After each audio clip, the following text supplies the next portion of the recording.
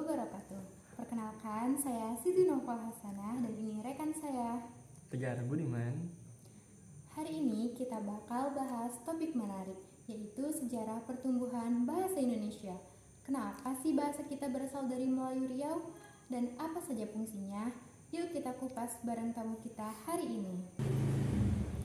Pertama, mungkin banyak yang belum tahu sebenarnya bahasa Indonesia itu asalnya dari mana sih? Kak Tegar, tahu gak kalau bahasa Indonesia itu asalnya dari mana? Nah, menurut sumber yang saya cari dari internet, nih, jadi bahasa Indonesia itu berasal dari bahasa Melayu dari Kepulauan Riau.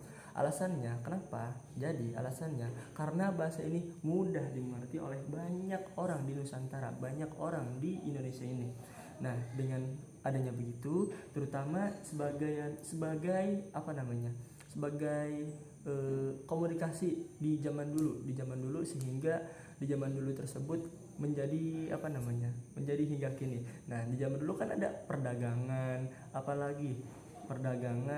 ada pergaulan, sehingga di zaman tersebut memudahkan Nusantara itu bisa berkomunikasi dengan saling mengerti antara satu sama lain kayak gitu.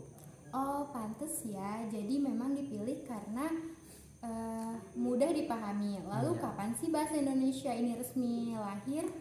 Nah, ada lagi bahasa Indonesia lahir secara resmi. Bahasa Indonesia lahir secara resmi yaitu pada tanggal 28 Oktober 1928. Nah, ini di tahun tersebut bertepatan dengan Sumpah Pemuda. Nah, saat itu para pemuda menyatakan bahwa bahasa persatuan adalah bahasa Indonesia yang menjadi simbol negara. Keren banget ya. Jadi selain sejarahnya, apa sih fungsi bahasa Indonesia sebagai bahasa nasional? Nah, fungsi daripada bahasa Indonesia ini yaitu pertama dari bahasa Indonesia ini adalah menjadi lambang kebangsaan nasional. Artinya daripada lambang kebangsaan nasional ini bisa menyatukan semua suku bangsa di Indonesia. Dari suku nih, misalnya Kanava, saya mau tanya, suku di Indonesia ada apa aja? Wah, kalau menurut saya ada suku Sunda. Baduy, kan banyak. Nah, Tuh. sebagai negara yang memang sukunya banyak, sebagai negara yang memang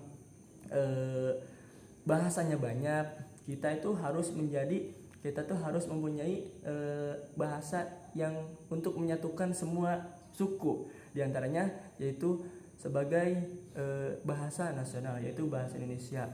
Pan nyeting orang Sunda ngerti ya karena bahasa Batak. Nah, kayak gitu.